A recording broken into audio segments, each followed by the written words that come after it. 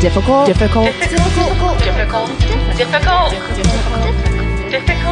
Women. Hello. And welcome to Difficult Women Podcast, where we explore being a difficult women. Right? I don't know. I was getting into it. Yeah. I'm Katy. I'm Marie. We're in a band called Reformed Chords. We started this podcast.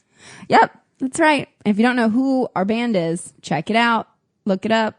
Listen to it. It's pretty neat. It's great. Yeah. I don't know. Yeah, what's new?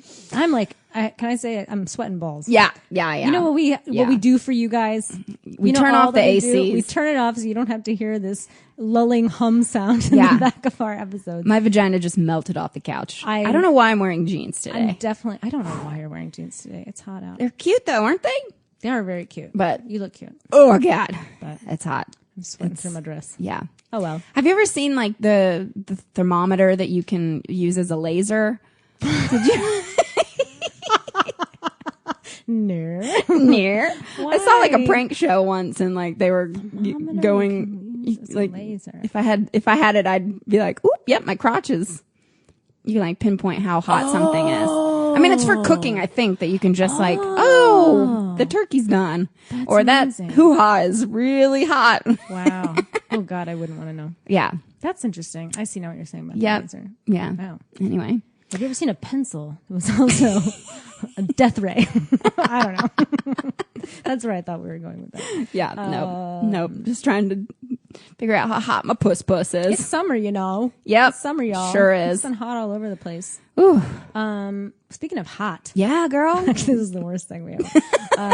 We got another email. Yeah. We've been getting these emails. Thank you for sending them. Thank you. This one was a very important email. Yes. Because I don't know if you have listened to our Witches podcast. Mm-hmm. Episode 7. Okay. Probably. Is that right? I don't know. Maybe. Mm-hmm. That's about right. It was very popular. We got a lot of feedback from that one. But this email is especially important because I made a mistake on that podcast, a pretty giant mistake. And it's really important that we rectify it. So we got an email from our friends actually in Charleston who come see us, April and Amy. Hi girls. Hi, we love you. Thank you for listening. And thank you for this email. And they say, hey, Katy and Marie, we're driving home to Charleston from a weekend away in Asheville. And we're listening to your podcast and we're loving it. It's so funny. Of course. I mean, thank you. We're Thank so you. funny. But they say, just to send a quick note about the Witches episode, we love that y'all are educating and entertaining folks. However, the correct word is actually cisgender, which is pronounced like sister, not cyber. Can't wait for the next episode. Your devoted lesbian Horios. Yay! Thank you for that. That is great. Do you know what I think it is? This is really bad of me, but I feel like I've been corrected before and I'm not retaining it, and that's my bad. So I need to work on that for sure. Now I'll remember for sure because I was like, I felt so bad about that. But then I looked it up because I was kind of feeling like, oh man, I really fucked that one up. And I was like, is that just me, or like are people making that mistake? Yeah. It's a pretty common mistake. But then being the nerd that I am, I was like, where is this word coming from anyway? And apparently it's of Latin roots, the psi, and trans means of opposite, you know, origins or whatever. And then cis, I just said psi, cis, and keep doing it. Cis, that prefix is of the same. So they're paralleled, right? So like you're born into the body, you feel that you align with the gender. Okay. And if you're in the word trans is the opposite. Also in I see. Okay. The proper Latin pronunciation, according to one guy on Reddit. Oh wow. How many hours did you spend once we got that email? Too long. But the proper Latin pronunciation is kiss. You pronounce the hard C, so it'd be kiss gender. But please don't say that because that would be wrong. People will call you out. So in English, I was gonna say in American we say cisgender. Thank you for the email. Well, I have to say during that portion of the podcast when you were explaining what it was, I was like, I never heard this term before. I have no idea, and I felt so dumb. So thank you, April and Amy, for because I have heard of cisgender. And I know, and I understand what that is. Well, so this is good. This is great. Some energy. In but this also, can be so confused now. We are clarifying. Also, clearly, you know, in the future, we're gonna mess up, and we really appreciate you guys. Everybody please. send us emails. Love it, and we will correct ourselves. Love it. Love it. Yeah, Thank you. It's great. Yeah. Cool. Yeah. So now we're about to delve into a topic. Catch this. I missed it because I'm so bad at Sports. Now, before you go running for the hills and be like, I don't care about sports. I don't know about sports. We've found some really, really interesting things, and there's a lot of really, really interesting stuff that will like apply to you. Yes. But first, did you play sports when you were a kid? Oh boy, did I. Oh yeah. I tried out for almost every sport imaginable in school. I tried out for soccer, didn't make it. Basketball, didn't make it. Softball, whatever, basketball, I don't know. All the sports. Didn't make cheerleading, didn't make it. I was so bad at playing sports. And then in high school, I think the best sport of all, I did get in. Sex club. No, I don't know. Marching band. Oh, yes. Get I some was exercise. in the color guard, and I twirled that flag and rifle.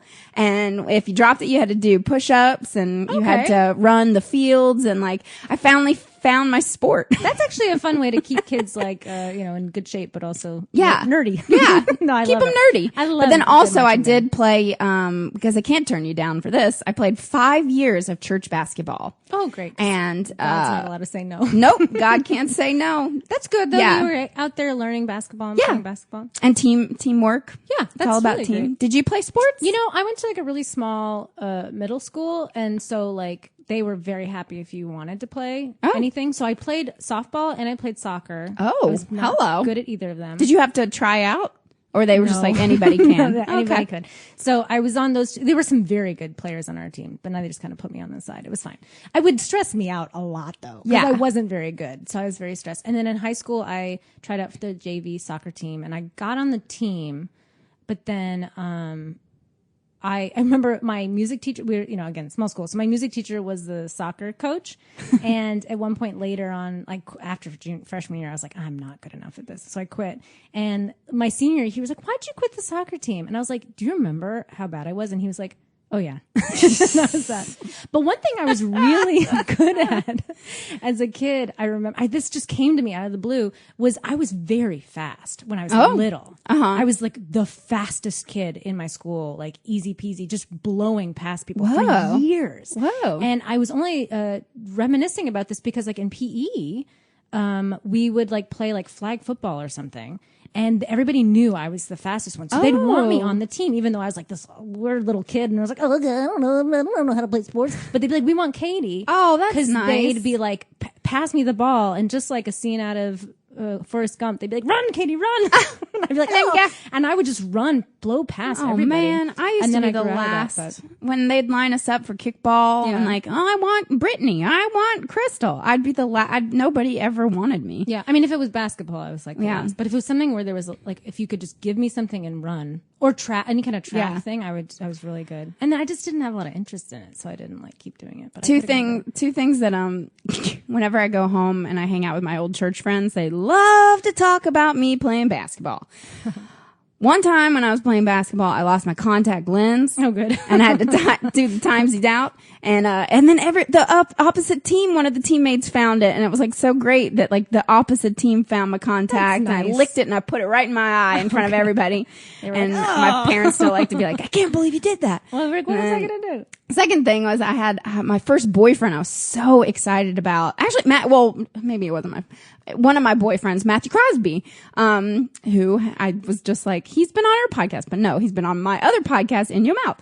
But Matthew Crosby, he finally came to see a basketball game of mine, and I was so nervous that, as I was dribbling, I tripped on it and sprained my ankle. Oh, good. So we're not so sporty. Really, yeah. So I kind of feel a little anxious to talk about sports since I'm so bad at it. But you know what I am? A woman. I'm not following, but that's okay. A woman fighting for equality. Right. And there is a lot missing in professional sports, like equal pay. Right. That's a big deal right now. They've been talking a lot about it with, what was it? The women's soccer, U.S. soccer team. The women's soccer team just won. But then they filed a lawsuit against, so they filed a lawsuit, all 28 female players sued the U.S. Soccer Federation, their employer, in March, I guess, alleging that they are paid less than the men and are provided with less support despite their consistent, outstanding performance. And so when the women won the other day, the whole arena was chanting, equal pay, equal pay. That's fucking cool. Equal pay. Who was it was it Snoop Dogg that recently said something like the men's team sucks, pay the women the same or something? Yeah. Who said that? I don't know. I'm probably picking But the first troll comment, which it's not a troll comment really, but on this YouTube video that I was watching about it, supply and demand, you need fans in large numbers to generate the income to pay female players more money. Yeah, no, that makes sense. But there's also a lot of like amazing women and a lot of amazing feats that have happened in sports. Mm-hmm. Some stupid facts. Not stupid facts. They're not stupid. They're just some fun fast facts about women in sports. In 776 BC. Oh wow, you're going way back. Didn't know you were going there. Way back. Girls were not allowed at the first Olympics, but there was this thing called the Games of Hera, and it featured foot races for women, and that was held every 4 years also. Whoa! So that was kind of cool. And then this one I liked.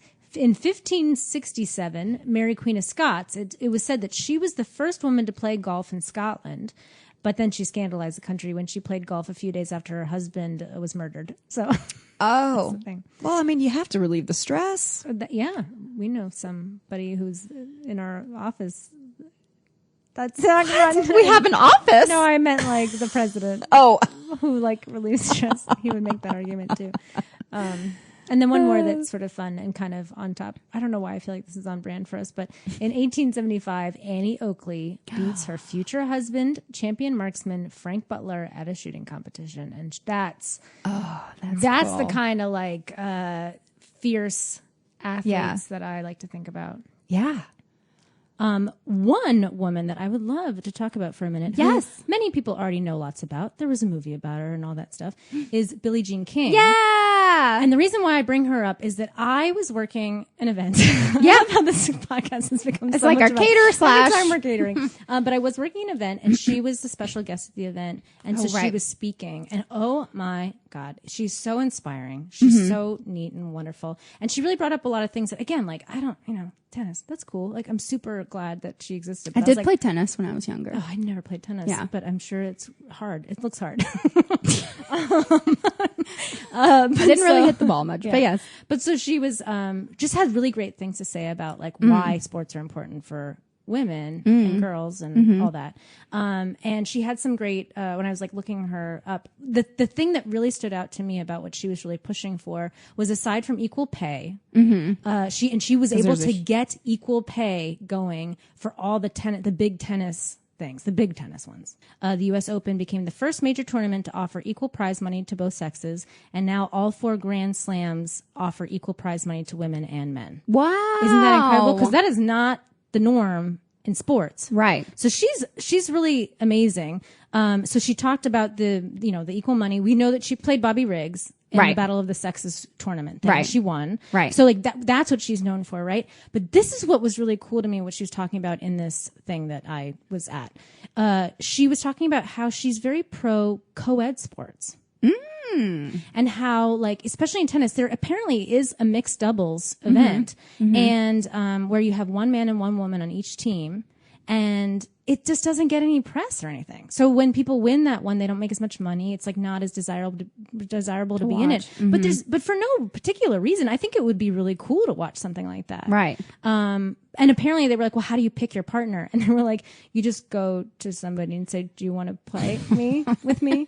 And someone was like, yeah, it's sort of like asking somebody to a dance. Like, you're just like, you don't usually even know how they play. So it's such a bizarre setup right now. Right. But it's such a cool thing. Because why would it, mixed doubles is totally doable in tennis. But then beyond that, she's pro the concept of co-ed sports, period. And I think part of, or at least that's what she was sort of saying. I mean, I think that there's so many questions about, like, can girls play on a team with boys fairly and equally? Right. And there's like some obvious reasons why people think like size and things and, you know, strength. But I've been thinking a lot about it in terms of like basketball.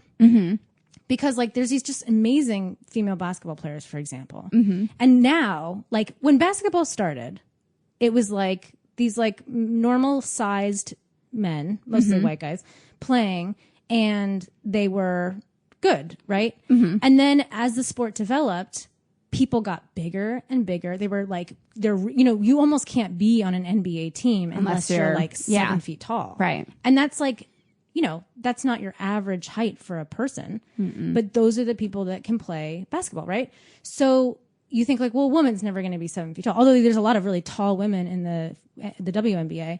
But like, there's other qualities that women have that they could use to their advantage. So there was something about how, someone was saying that they were playing. Oh, I know what it was. I had a friend that was saying that they were playing some women and they were like, the women kept surprising them because they would use like their wiles, sort of like their intelligence and do a lot more like trick shots and things like that because they had to overcome their size, the size difference. And so like they really do have an advantage. It's just like a different kind of advantage. So part of that this would be fun to watch. Is right. But I think that part of this issue is that people say like, oh, well, you have to have the size and strength, right? But for different sports, it's different. Maybe like being like a quarterback in football, that might be harder to find a woman that could. Although, why not? Why not? Right? Right. Well, I didn't look into this, but you know, in high school you would hear of like, oh, there's that high school that actually they are going to let a woman play football. Right. I felt like football was the one that because there's that position in football where you just kick the ball through the goalpost when you have to do one of those shots. I know it's terrible, but that's what it is. Yeah. And so you don't have to be, so you don't get any, there's no contact for those women. Yeah. That's why but that's great. Like, why can't a woman be a better kicker than a man? Right. Right. I mean, I've seen the Rockettes. Right. First I was like, what? But right, yes. They kick a lot. They kick hard. But I mean, so first of all, there's the issue that there's positions within sports like that, like the kicker, that could be easily a woman. Like, why not? Because if we're worried about size and contact, right? But then in addition to that, like, what if there's a woman who is large and strong? And is as large and strong as, you know, as a man. I mean, who knows? Right. So the fact that you're not even allowed to try, right? You know, well, behind sports, there's so much money, and like I feel like it's kind of like Hollywood. They don't want to take a chance on this because they know how to make money this way. So it's going to be just men here and just women here. And, you know, well, I think on top of that, there's like a real fear that like they'll break the women or something, right? You know, and I think on national television, sure. But I think that like to some degree, like I would not be good on an NBA team. Nope. I would not recommend you put me on that team, right? But like there was a player on the NBA named Muggsy Bogues. I want to say Bowles, but I'm pretty sure it's Muggsy Bogues. And he was real short. He was like a regular sized man. And if you've ever watched Space Jam, he makes a little like appearance in there, and he's real short compared to everybody else. And he was one of the best players they had. Period. Would he go between their legs? Yeah, and stuff? I mean, he used his advantages of what God gave him. Right. You know, and people always say like if he had been 7 feet tall, he would have maybe been better than Michael Jordan even, but he wasn't. So he was what he was. But he was he did very, very, very well with the size and stature that he had. So it makes me go, okay, there's certainly women on the NBA that might be, you know, that could be like the same size as him at least. And I think that there's ways that they can outplay some of these NBA players. But so the point is, and she made this point at the thing we were at, was that if you don't even give people a chance to try, they can't even get better. Right. You know what I mean? So if you're at least if you like put a lot, and they do this a little bit, I think, with basketball, but like they'll put like the WNBA against the NBA or something just to like, not scrapple, but like whatever it is, it's like they scrabble. They play each other. They play each other, or they try to mix it up just for like practice, and that makes the women better. And think about anything in the world, any sport or whatever. Like you say, oh, you can't do it. A woman can't do this. A man can't do this. This is humanly impossible. You know, every sport, the bar has been raised little by little by little by little, and things that felt impossible 10 years ago have already been blown past. These like things have been, you know, these limits have been blown through. So I just think that like there's something really compelling to me about this idea of Co-ed. trying to do some co-ed sports. And it could be a different league maybe to start out with. I mean, I'm just curious, you know. And there's so many people that are like, you're crazy. This could never happen. But I'm like, but why? But why not? I would watch that. I don't watch sports much. Right. When I do, I eat too much because I'm more concerned about the food. Yeah. But I would totally tune into some more co-ed stuff. Right. Especially I love watching basketball. Yeah. And the people always say, oh, the WNBA is so boring. I'm like, are you kidding me? Like, they're amazing. Yeah, right. And they say, oh, they don't dunk and they don't do the fancy things. But maybe like they have to play against people that are at, you know, a little harder. Right. So the that actually best challenge woman, and then, the right. best woman Bring in the them up WNBA needs to be playing against the men in the NBA so that she can get better, you know? And that was the point that Billie Jean King was sort of making. She's like, we don't even know what women are capable of. Side note, she also had these like really inspiring quotes just about being, you know, like advice for girls and advice for women. And she was saying, it's funny, I'm reading in this article I read, she said the same thing she said in the live thing I saw. And she says, you know, they say, what do you want to tell women and girls? He says, to keep believing in themselves. We as women have been socialized, girls have been taught to be perfect and boys have been taught to be brave. Don't let yourself think that you have to be perfect and that you need to be more brave. Women need to be brave too. And then she made this point about this. So this is like a grander point about like women in the world that like, you know, you'll have a job offering and there'll be 10 things that you have to be able to accomplish to get the job and you'll want to apply for the job. A woman will look at the list, Billie Jean King is saying, and she'll see 9 of those things and she can do them, no problem. But then she'll see the 10th one and go, I can't do that. Like, I'm just not able to do that thing, so I won't apply. A man will look at that same list and be like, I can do 5 of those things, so like I'm just going to apply. Right. Yeah. So she's saying like, we just have to, and it's the same bullshit all the time, you know, but it's like we have to just encourage women to be more brave and like say, okay, let me try this thing. Right. And the idea of like not having to be perfect. She's like, you fail in sports all the time. Right. You lose all the time. That's the point. But it's the losing that makes you better. So like, I just think that's so cool. Women have to stand up and remind themselves, like, look, I have the potential. I can do this. That's what her. Let's do it, ladies. Yeah. And if it's not sports for you, that's fine. But it's just that, like, you know, don't feel like you can't. So I'm just wondering, like, what do you think about co-ed sports? Oh, I mean, I think that'd be great. Can I take it to another level? Yes, as long as I get to go to mine. Of course. Of course. What's the next level? The next level is all the craziness that was surrounding that Olympic runner, the South African Olympic runner. Her name is, she's a South African Olympic gold medalist named Caster Semenya. And she's like been banned from being in the Olympics now because they say she has too much testosterone in her body, which is all natural. Just natural. Okay. And that if she wants to compete, she has to take hormones that will. No. Yep. And the thing with her is, because I was like, people kept calling her transgender, and I was like, so is she transgender or what is happening? She's actually intersex. So that means that she's lived her life as a woman, but her chromosomes are believed to be XY instead of XX. But when you look at her actual testosterone levels, so women have testosterone in them all the time. Right. Hers are a little bit higher than women, but they're still well below those of a man. Right. So then the next question is, if we're not going to have co-ed sports, right, and we still have women and men, who's allowed to be playing as a woman? And then transgender becomes a question too. That is so unfair. It's really unfair. But also where the argument is that if you have people that are so supernaturally good in a way then an average woman doesn't really have a shot. But my argument would be, yeah, that's like the NBA. These people are like giants. Right. They're not average people either. So why would what she has is totally natural.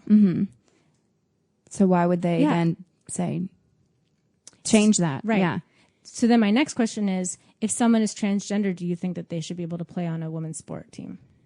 Because they have a lot of these like attributes that are naturally male, that, you know, the strength and stuff. Right. That is a very good question. And I have thought a lot about that. I don't really know the answer to that.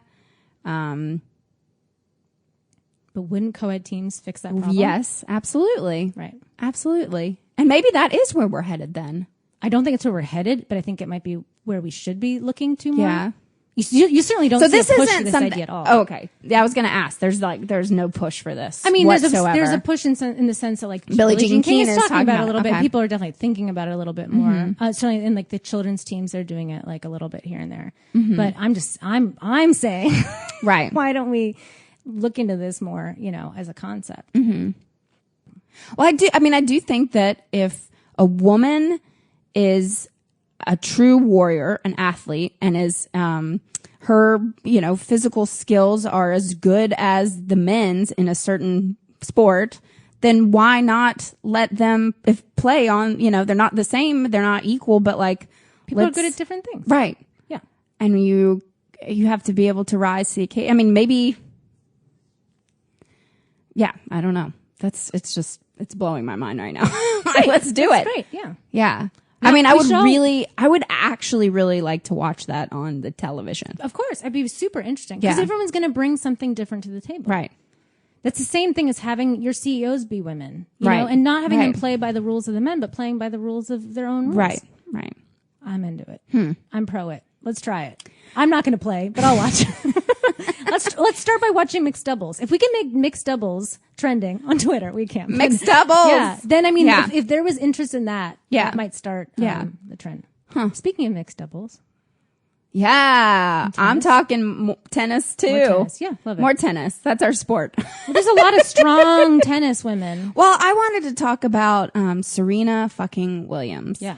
Because, so like I said, I'm not a sports goer. I was trying to remember the last sporting event I even went to. And I believe it was maybe 7 years ago to a Yankees game. And it was awesome because I took the ferry up there with some friends and had all the food and then took the train back, threw up in a newspaper because I was too drunk on Budweiser. It was so fun.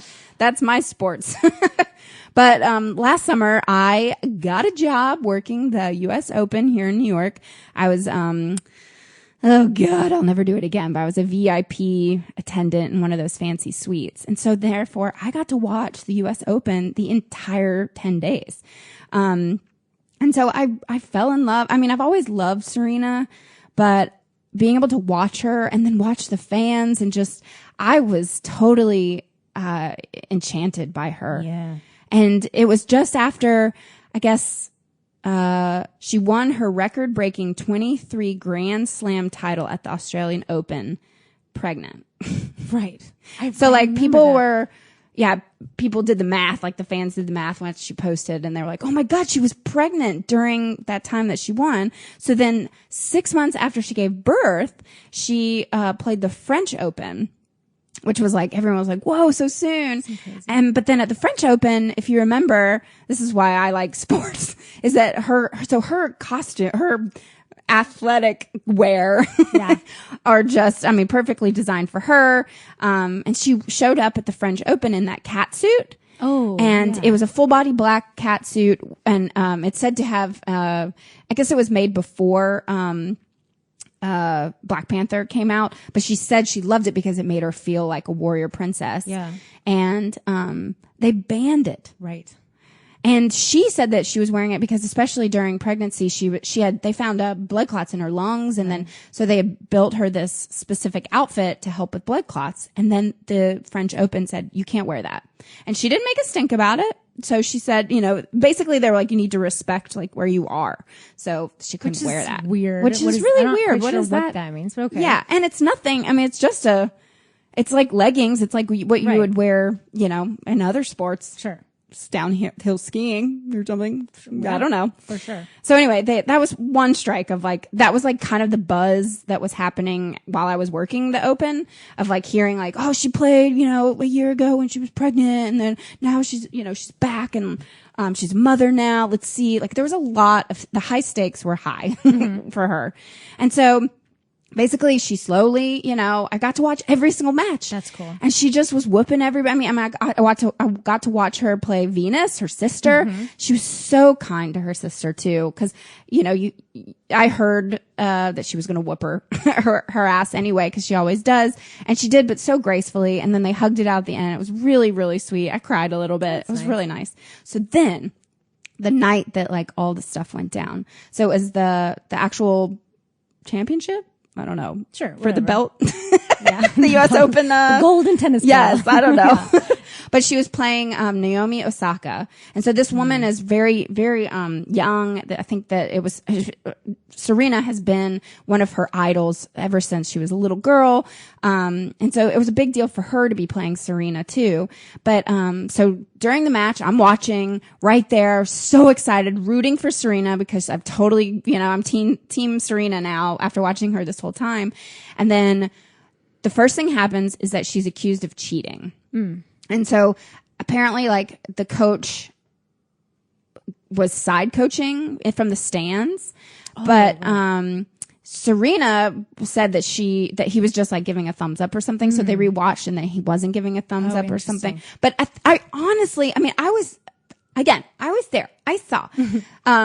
I really don't think that she believed that he was coaching. I think that like she was just so in her mind because like she gets in this place that is like a real warrior. And so the umpire, Carlos Ramos, gave her 3 code violations, like bam, bam, bam. So the first one was when she was, accused of cheating. And so when we watched her be accused of cheating, she just like lost her mind because she was like, I, sir, have never cheated in my life. How dare you like accuse me of that? And of course, like to be accused of cheating and out of all of her, times of playing tennis and winning the Grand Slam, all that sort of stuff. And then to be there with the high stakes and then be accused of cheating, she just like lost her mind. And so she kind of was like, she kind of kept her cool, but like was really emotional about it to him and was pointing her finger at him and saying like, you don't know what you're talking about. I've never cheated before, that sort of thing. So then the second is that she threw her racket, which men tennis players do this all the time. Right. Okay. So she was penalized for that. And then the third was that she called him like a thief and, you would never do this to a man. You know this, you know better. And like, so then he penalized her for that. So this happened. She was actually fined $17,000 also and taken a point away because that he took the point away because of just all of this, whatever. I think that it ruined the game for her, obviously. And that's why she lost. But, it was like watching. So again, I don't go to sporting events.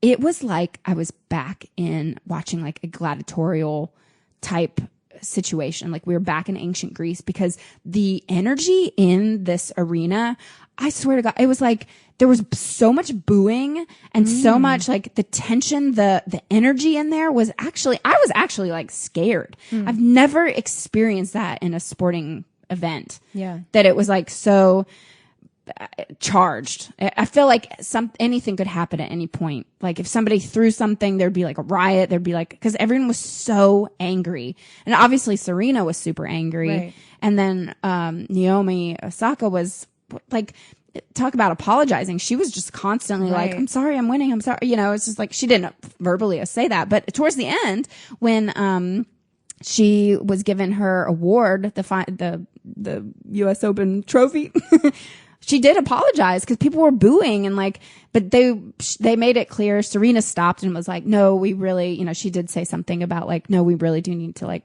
save her, whatever. I remember watching that footage and the girl was crying. Yeah, she was crying. It's like she not like wore the way her. you want to win anything. It was just so sad. So what's your takeaway from that? Well, so my biggest thing that I took away from it, and again, watching the whole 10 days and watching men act like that with no penalties, men like, another female tennis player changed her shirt when she came back after a break. Her shirt was on backwards and she flipped it around and she was penalized for it.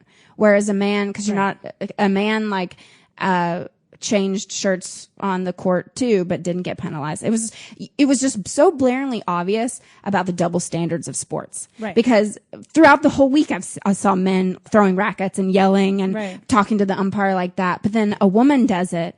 And so I just felt like it was incredibly sexist, completely like how blaringly obvious that like a woman gets penalized for this, but a man wouldn't be. Right. And it's funny that like a lot of those things you're talking about, actually it's like the clothes thing is such a weird thing with women anyway. Right. So Billie Jean King was saying the first thing that she had, that she faced like sexism in sports was when she was like 11 or something. And she was in her tennis group, and they were taking a picture, and she decided she wanted to wear little shorts for her thing instead of the traditional tennis skirt that she's supposed to wear, and they wouldn't let her be in the picture because they were like, no, you have to wear a skirt. And she's like, I don't want to wear a skirt. I want to wear shorts. The boys can wear shorts. Like, why do I have to wear a skirt?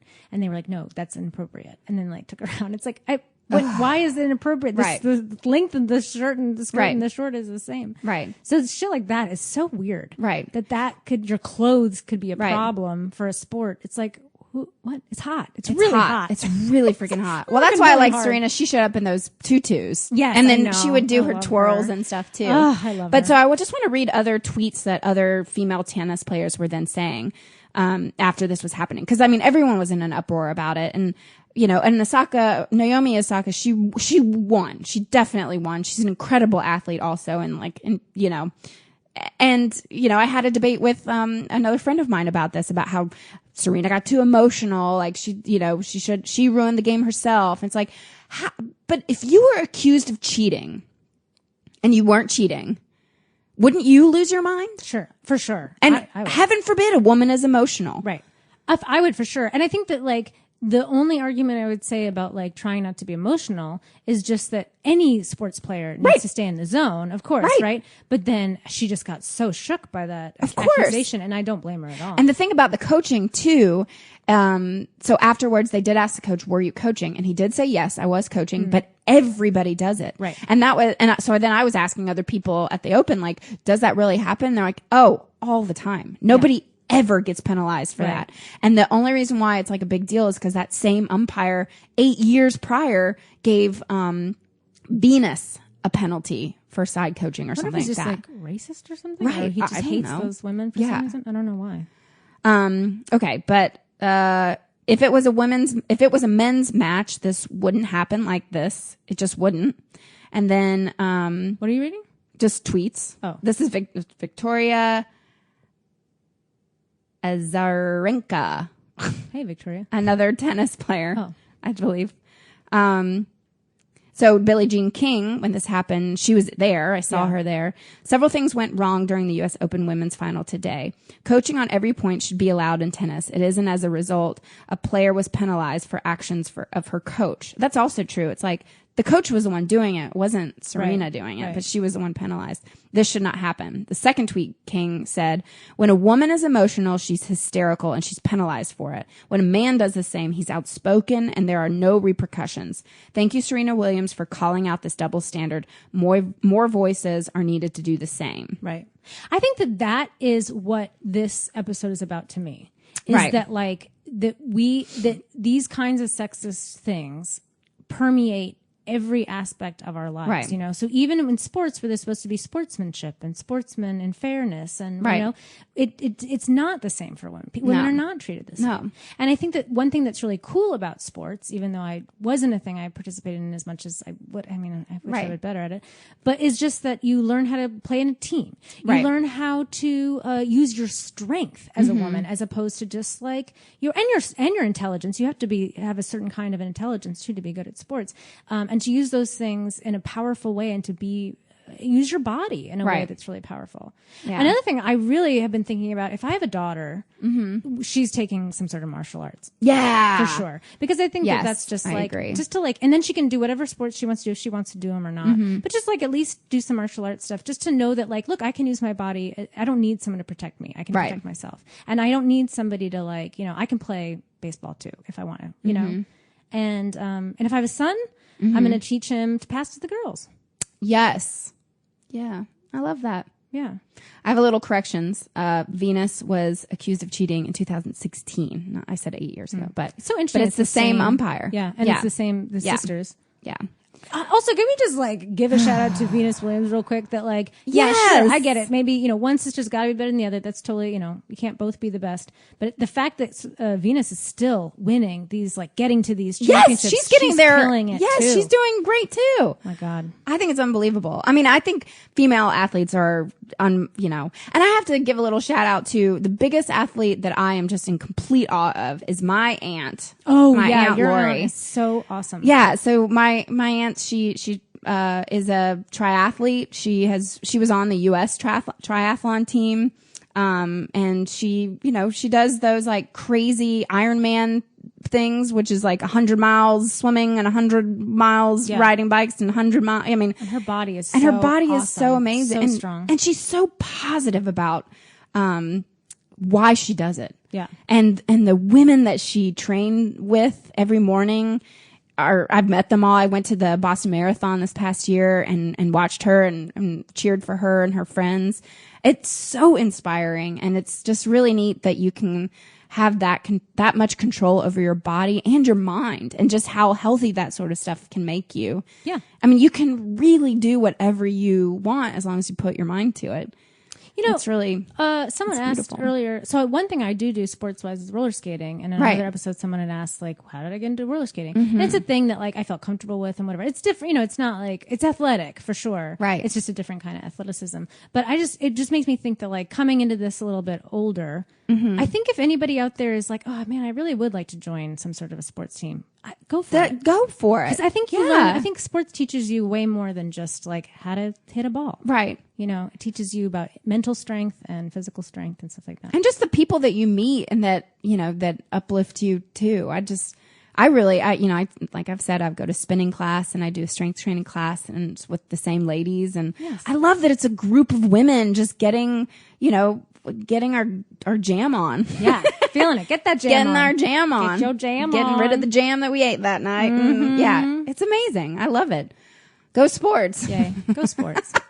I was a little nervous talking so much about sports because I really, truly don't know much, except I can make an amazing 7-layer dip for the Super Bowl party. So let's start watching more sports and learn more about it. Yeah, I think so good. too. Yeah. Let's forget this. I mean, I will be watching the U.S. Open this year. I am a That's complete, cool. I love tennis now. That's great. Yeah. That's really exciting. Yeah, so watch good. that. That's great.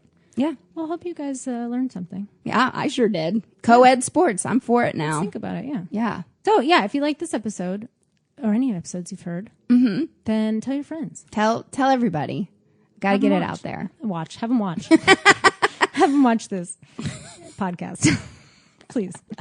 And if you don't like what we're talking about, please send us an email at difficultwomenpodcast@gmail.com. Thank you all so much for listening. We hope that we've empowered you and lifted you up and made you feel like one badass lady or man. See you next Tuesday. Toodles.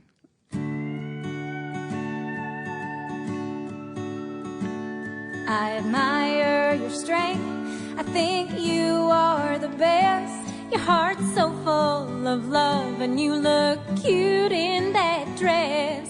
I think about you all day. I do too, I confess. Oh, I just got